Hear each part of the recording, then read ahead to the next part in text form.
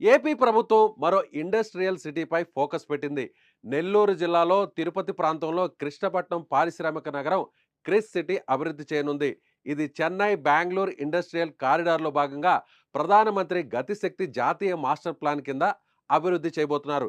ఈ ప్రాజెక్టు కింద ఏకంగా 37,500 కోట్ల రూపాయల పెట్టుబడితో దాదాపు 5,00,000 మందికి ఉపాధి కల్పించే ఈ ప్రాజెక్టు ఇప్పుడు దేశంలోనే కీలకంగా మారబోతుంది.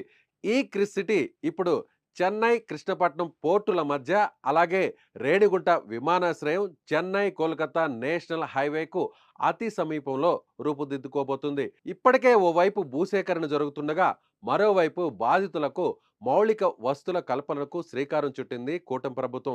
క్రిస్ సిటీ ప్రాజెక్టు దేశవ్యాప్తంగా ప్రతిష్టాత్మకంగా తీర ప్రాంతంలో నిర్మించబోతున్న సాగరమాల నేషనల్ హైవేకి ఆనుకొని నిర్మాణం కాబోతుంది.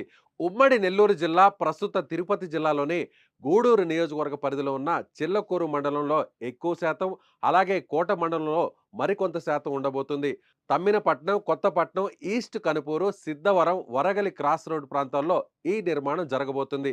నిన్న మొన్నటి వరకు ఈ ప్రాంతంలో ఉన్న భూములన్నీ కూడా బీడు భూములుగా ఉన్నాయి. ఇప్పుడు 100 ఎకరాలు ఈ ప్రాజెక్టు నిర్మాణం కాబోతుండటంతో ఇప్పుడు ఈ భూములన్నీ బంగారుమయంగా మారబోతున్నాయి. ఏపీ అభివృద్ధిలో భాగంగా కూటమి ప్రభుత్వం ఈ